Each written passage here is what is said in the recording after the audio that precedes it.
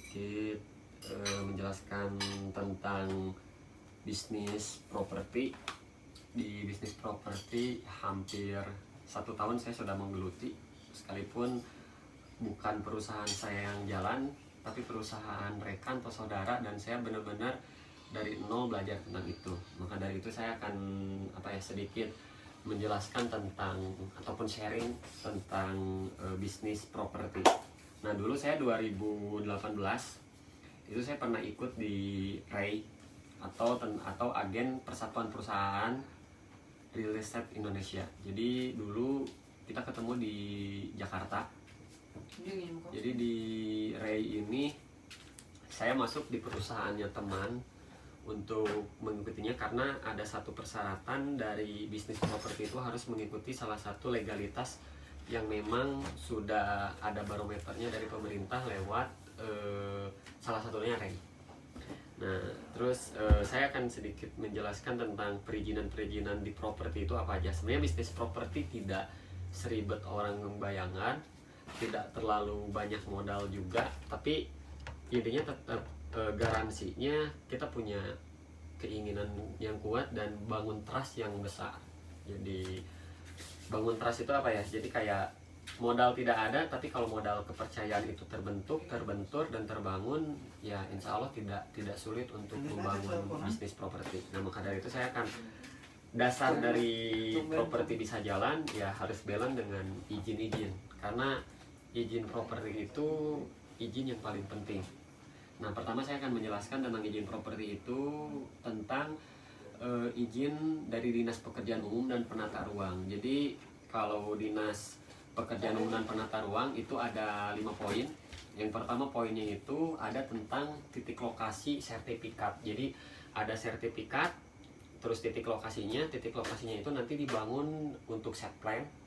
Nanti ada beberapa sertifikat yang dipakai, apakah nanti contohnya 1 hektar itu ada di berapa pecahan, dari meter ke meter berapa. Nah, itu nanti urusannya dengan Badan Pertanahan dan lain-lain. Terus yang kedua dari Dinas Pekerjaan Umum dan Penata Ruang itu ada yang namanya kawasan perkebunan. Jadi kawasan perkebunan di sini ini adalah rencana tata ruang. Terus yang ketiga juga ada dari rencana peraturan daerahnya, yaitu ada kawasan pemukiman perkotaan. Jadi kalau kawasan pemukiman perkotaan itu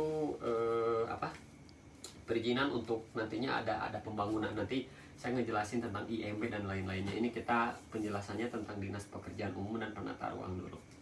Terus yang poin keempat, nah baru di situ yang namanya IMB. Jadi setiap bangunan itu wajib harus ada IMB. IMB itu apa? IMB itu adalah izin mendirikan bangunan, yang nantinya pembangunan itu dimulai. Jadi dimulai setelah kajian lingkungan. Jadi kajian lingkungan dulu, dilihat dulu tanahnya apakah layak, apakah tanahnya itu pemukimannya seperti gunung, apakah dari seperti gunung harus di cut and fill dulu untuk rata, ataukah ini bisa langsung dibikin set plan, baru nanti ada izin IMB atau IMB induk. Terus yang terakhir, kalau dari Dinas Pekerjaan Umum dan Penata Ruang itu ada namanya rencana peraturan daerah pemerintah dari tiap daerah, yaitu tentang permohonan pembangunan perumahannya. Jadi ketika IMB udah selesai, dipecah tiap sertifikat. Contohnya kita pakai tipe subsidi. Tipe subsidi itu ada tipe 36 atau tipe berapa. Nah, nanti kita bikin ada berapa unit untuk dibuat, dan berapa unit dibuat itu nanti ada tiap daerah ada aturannya untuk IMB masing-masing. Nah, itu yang pertama dari Dinas Pekerjaan Umum dan Penata Ruang. Terus yang kedua saya akan menjelaskan juga tentang dari izin properti yang kedua itu ada yang namanya Dinas Kesehatan atau UPTD, Laboratorium Kesehatan Daerah. Nah, itu ada 2 poin sebenarnya. Jadi 2 poin itu pertama tentang parameter yang langsung berhubungan dengan kesehatan. Jadi di situ semuanya lebih ngomongin tentang ininya sih, lebih ngomongin tentang pemeriksaan dari tanah itu sendiri dan dari lingkungan sekitar. Makanya di situ nanti ngomongin tentang bakteri calprom, terus ada juga tentang E. coli-nya, ngomongin parameter mikrobiologinya, terus ngomongin juga tentang kimian organik. Kimian organik itu yang dinilai itu ada 3. Yang pertama ada fluorida, ada nitrat, dan ada nitrit. Jadi kalau yang belajar kimia pasti mengerti, atau geologi lah. Terus yang kedua itu ada yang namanya parameter yang tidak langsung berhubungan dengan kesehatan, yaitu parameter fisik, yaitu kayak kekeruhan. Jadi kayak air nantinya ada limbah dibuang ke masyarakat, yang kebanyakan kan sekarang kayak bahwa daerah ini awalnya agro berubah ke industri, tapi itu nanti kita lihat dampaknya itu dari poin yang kedua tadi. Nanti di situ ada parameter kimiawinya, dari mulai besinya, amonianya, koralinnya, mangan, dan pH amonik. Jadi itu perizinan kedua yang harus ditempuh untuk para pembisnis properti pemula, yaitu tentang dinas kesehatannya dari UPTD, Laboratorium Kesehatan tiap daerah. Terus yang ketiga saya akan bikin tentang ini nih, pusat informasi tentang tata ruangnya. Jadi kalau tentang tata ruang itu kita hampir sama, lebih ke arah set plan. Jadi kita bikin peta topografi atau peta tentang sertifikat yang kita bangun dari titik mana ke titik mana, dan nantinya kita bikin set plan yang gambarnya seperti apa. Jadi di situ ada dua faktor. Yang pertama ada indeks. Jadi indeks dari rencana tata ruang ini kita lihat dari sisi apa ya? Dari sisi titik ke titik skala berapa. Contohnya kayak gini nih, ada nomor 1 sertifikat nomor A sampai ke sini. Ruangnya itu namanya dari tata ruang. Dan itu tata ruang memang benar-benar agak lumayan lama, karena yang harus turun itu ada orang lingkungan hidup, ada orang SDM juga, terus ada orang geologi, karena kita lihat dari dampak positif dan negatifnya. Terus kita bikin juga tentang izin. Ini yang lebih apa ya? Yang lebih mengkerucut ke ranah-ranah pembangunan ataupun mau sambil berjalan, yaitu ada Dinas Perumahan dan Kawasan Pemukiman. Nah, kalau Dinas Perumahan dan Kawasan Pemukiman itu ada beberapa database ataupun ada beberapa poin. Nah, poin pertama di situ kita ada permohonan dulu. Jadi permohonan dari perusahaan yang kita bentuk, ada yang namanya poinnya itu data awal. Kalau data awal pertama kita lihat luas lokasi. Nah, kalau dulu saya bangun waktu di Kalimantan itu ada luas lokasi, contohnya dibangun di perumahan 38.612 meter persegi. Terus ada ruang terbuka hijaunya atau RTH. RTH-nya itu contoh 8.342,4 meter persegi. Nah, poin ketiganya ini yang nantinya di tiap titik dibentuk, yaitu apa? Rencana unit yang akan dibangun. Contoh, jumlah unit ruko 50 unit, terus ada luas coupling ruko berapa unit gitu ya kan. Bukan luas coupling ruko itu per berapa meter, contoh 48 meter persegi. Terus ada juga jumlah unit rumah. Contoh jumlah unit rumah, kalau perhitungan sih kalau dari 38.612 rata-rata 2.271 unit itu pasti kebangun. Terus ada juga luas total coupling ruko yang tadi sama juga. Terus ada tipe bangunan rumah, apakah itu tipenya tipe 36, apakah tipe 71 ataupun berapa. Terus ada juga luas coupling tipe 36, contohnya atau 71 juga. Terus nanti ada luas total coupling. Nah, nanti luas total coupling itu dihitung juga. Contoh per 18,81 meter berapa, itu salah satunya. Terus poin keempatnya itu ada namanya IVAL, berapa meter gitu kan kalau IVAL. Terus ada kolam penampung air untuk nantinya pembuangan apapun itu berapa meter. Yang kedua itu untuk ngomongin Dinas Perumahan dan Kawasan Pemukiman itu ada namanya saran dan teknis. Jadi saran dan teknis itu kita bikin soft drawing. Soft drawing itu ada beberapa poin, yaitu peta lokasi perumahan dan sarana yang tadi kayak set plan, peta topografi. Yang kedua set plan yang memuat keterangan, yaitu ada luas dan jumlah peraturan lahan coupling dan bangunan. Itu jadi luas lahan couplingnya kita hitung dan kita atur berapa ke berapa. Terus yang kedua ada juga luas pengguna lahan perumahan untuk coupling bangunan, prasarana, sarana, dan utilitas. Itu udah jelas lah, kalau di perumahan itu udah pasti dan udah pasti ngerti, itu dasarnya sekali. Terus ada juga letak ukuran luas masing-masing coupling bangunan, saran, prasarana, dan utilitas perumahan. Jadi tiap coupling, tiap tipe itu udah ada luasnya dan dibangunnya seperti apa.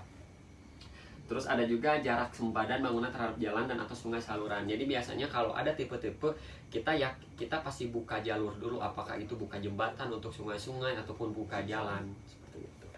Terus ada juga gambar pelaksanaan rencana jalan. Contohnya kayak arteri primer atau arteri sekunder, IPA, lokasi sumur bor. Kalau itu teknis, kita kayak bikin masjid, bikin sumur, bikin tempat olahraga, itu di properti pemukiman.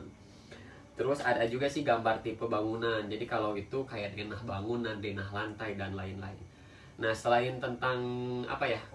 Kalau dinas perumahan dan kawasan pemikiran masih banyak sekali poinnya, hampir ada 10 sampai 15 poin yang kalau dihitung kertas itu lebih dari 25 sampai 30 lembar. Saya next aja ke perizinan lain. Yang pasti SIUP situ TDP itu harus ada. Untuk ngomongin tentang tanda daftar perusahaan itu wajib ya, kalau itu teknik. Terus yang paling penting juga kita kalau untuk ngomongin tentang perumahan ke PLN, karena nantinya ada pemohonan permasangan tiang listrik, karena kan kita harus ada listrik dan itu harus harus disarankan dan harus masuk langsung ke PLN. Rata-rata poinnya ya sama-sama aja sih, karena ada aturannya juga dan itu menjadi penting dalam perumahan perizinan. Terus ada banyak sekali aturan, kayak ada bikin surat SPPL. SPPL itu adalah surat pernyataan kesanggupan pengelolaan dan pemantuan lingkungan. Nah itu kalau itu kita langsung ke langsung ke dinas DPM PTSP juga dan SDM, dan itu dibangunnya kita yang bikin. Jadi kayak nama direktur kitanya siapa, terus penanggung jawab perusahaannya apa, lokasinya di mana, jenis usahanya itu apa aja. Contoh jenis usahanya pembangunan perumahan, deskripsinya, luas lahan, peruntunan lahan, kondisi lahan, ada juga kegiatan pendukungnya itu apa aja gitu kan, kayak jam operasional, terus fasilitas pendukungnya kayak bikin musola, bikin jalan, jumlah tenaga kerjanya berapa, jamnya berapa, terus ada nilai investasinya, ada juga luas tanahnya, tenaga kerja Indonesianya berapa orang gitu kan, 4 orang per 3 lift atau 1 gitu kan, ada 3 laki-laki ada 1 perempuan. Terus ada juga modal perseroannya, jadi modal dasar, terus modal ditempatkannya, modal di sektornya. Banyak sih sebenarnya kalau ngobrol itu. Dan izin properti sebenarnya tidak seribet yang kayak izin kayak izin galian C, karena kalau izin galian C itu lebih ribetnya masuk ke beberapa titik yang tidak di satu pintu gitu. Tapi kalau izin properti satu pintunya tetap di dinas, itu lagi itu hanya teknis, hampir sama dengan perizinan kayu. Bikin kayu itu kan cuman izinnya itu satu pintu ke perhutanan doang. Jadi izin lokasinya, set plan, muspikanya dan lain-lain ada di situ. Jadi properti ini sebenarnya tidak ribet. Untuk masalah perizinan sih kalau kitanya mengerti tidak akan lama itu memang teknis. Kalau teknis sih sering di luar faktor pendukung atau faktor perhitungan. Cuman kalau kita sebagai orang entrepreneurnya jangan cuman fokus di ranah-ranah perizinan, tapi yang harus kita fokuskan adalah ranah-ranah otak kiri. Kalau saya bilang ngomongin resiko pembangunan, ngomongin nantinya market. Kalau market sih kita sebenarnya kayak ngebantu masyarakat kecil, karena dengan properti ini kita ngebangun rumah untuk orang yang ibaratnya nominal secara gaji tidak besar tapi kita bisa bangun. Kayak contohnya kita pakai DP 0 rupiah, nantinya sistemnya orang punya rumah, pembayaran cuma 600.000 per bulan ke bank, itu pun kayak mendukung sebenarnya secara nggak sadar mendukung masyarakat kecil. Jadi bagi teman-teman yang mau bisnis properti, dan saya sudah jalanin juga dan lagi berproses untuk menuju bikin rumah-rumah dengan tipe kecil beberapa unit. Nanti kalau saya sudah bangun itu beberapa bulan lagi atau beberapa tahun, nanti saya akan expose lebih dalam tentang propertinya, karena properti itu memang bisa membantu masyarakat banyak kalau untuk sekarang, dan menopang. Kalau saya karena membina petani, banyak petani-petani yang nantinya punya rumah berbarengan dan lain-lain. Jadi itulah kalau untuk ngomongin properti. Jadi tetap saya mau bikin channel YouTube karena saya belum mengerti dan timnya belum ada. Kalau nanti saya sudah bikin channel YouTube, saya akan ngobrolin tentang perangkat bisnisnya, karakteristik bisnis, ngomongin tentang bisnis-bisnis yang sudah saya geluti dan sudah saya gauli dengan para ahli bisnisnya. Saya nanti kalau kayak ngomongin tentang bisnis maritim, dia udah besar di maritimnya, kita sharing, kita minta ilmunya ke dia. Terus dengan public figure yang kerjasama dengan artis, dengan para pemain bola, nanti saya akan bikin konten YouTube tentang itu, dan insya Allah sih bermanfaat dan benar-benar pengen mengekspor terus anak muda yang makin semangat, makin mandiri, makin unpredictable. Jadi intinya tetap semangat, oke?